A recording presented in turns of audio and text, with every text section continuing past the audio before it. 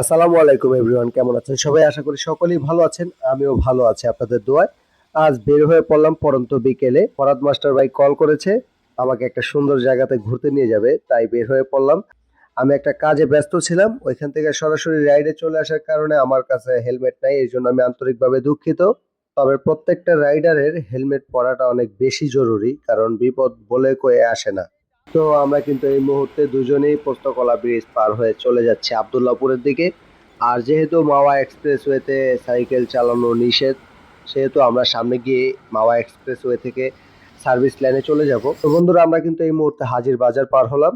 এখন আমরা কিন্তু সার্ভিস লাইন দিয়ে সাইকেলিং করছি। আর এইদিকে মাস্টার ভাইয়ের সাইকেলের প্যাডেল কান্নাকাটি করতেছে, চিং চিং একটা করে শব্দ হচ্ছে।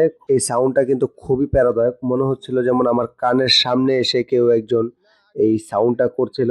আবার মাস্টার ভাইয়ের কাছেও কিন্তু খুবই প্যারাদায়ক লাগছিল। যাই হোক, আমরা কিন্তু দেখতে দেখতে চলে আসলাম আবদুল্লাপুরের কাছে। সামনে আবদুল্লাপুরের বাজার।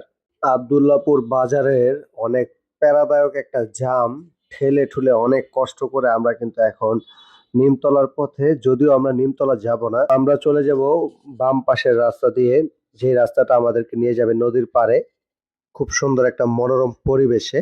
আমরা কিন্তু বামে ঢুকে যাওয়ার পরেই খুব সুন্দর একটা মনোরম পরিবেশে সাইক্লিং করছি। রাস্তাটা খুবই শুনশান এবং খুবই নীরবতা, অনেক নীরব। খুবই ভালো লাগছিল সাইক্লিং করতে। তারপরে এই রাস্তাটায় চলে আসি। অফ রোডিং কিন্তু খুবই ভালো লাগতেছিল। এটা হচ্ছে আমাদেরকে নদীর পাড়ে যাওয়ার জন্য এই রাস্তাটা ব্যবহার করতে হচ্ছে। খুবই সুন্দর এবং চমৎকার। আর এই চমৎকার রাস্তায় ঢুকে আমার একটা চমৎকার কথা মনে পড়ে গেল। সেটা হচ্ছে যে অনেকেই বলে যে, ভাইয়া আপনারা যে সাইকেল নিয়ে ঘুরতে যান এত সুন্দর সুন্দর জায়গাতে, এত সুন্দর সুন্দর ছবি তুলেন, আসলে এই জায়গাগুলা কোথায়? আসলে ভাই, এই জায়গাগুলা কোথায় বলতে অনেক দূরে, আবার কোথায় বলতে অনেক কাছে। আপনারা সবসময় আমাদের সফল দিকগুলা দেখতে পারেন, যেটা আমরা ফেসবুকে প্রকাশ করি।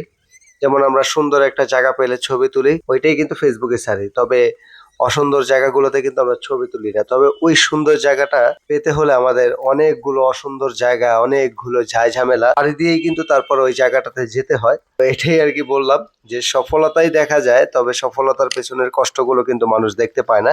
আরে শান্তি রে! তো আমরা কিন্তু এই শান্তির জায়গাটাতে অনেকক্ষণ সময় কাটাই, আশেপাশে ঘুরে দেখি। এখানে কিন্তু নিউ ঢাকা নামে একটা রিসোর্ট আছে। রিসোর্টের পাশাপাশি নদীর পাশের রাস্তাটা এবং নদীর পাশের যে বসার জায়গাটা খুবই চমৎকার ছিল। তাই আমরা সাথে সাথে আমাদের সবার প্রিয় আজানকে কল করি, কল করে জানাই যে এই জায়গাটা খুবই সুন্দর, এখানে যদি আমরা একটা ইফতার আয়োজন করি তাহলে কিন্তু খুবই ভালো লাগবে। তো বাজান এই বিষয়ে সম্মতি দেয়। তো আমরা প্ল্যান করে ফেললাম আগামী শুক্রবার ইনশাল্লাহ এখানে আমরা ইফতার আয়োজন করব। আজকে ভিডিওটা এই পর্যন্তই থাকবে, দেখা হবে অন্য কোনো ভিডিওতে। সে পর্যন্ত সবাই ভালো থাকবে, সুস্থ থাকবেন। আসসালামু আলাইকুম।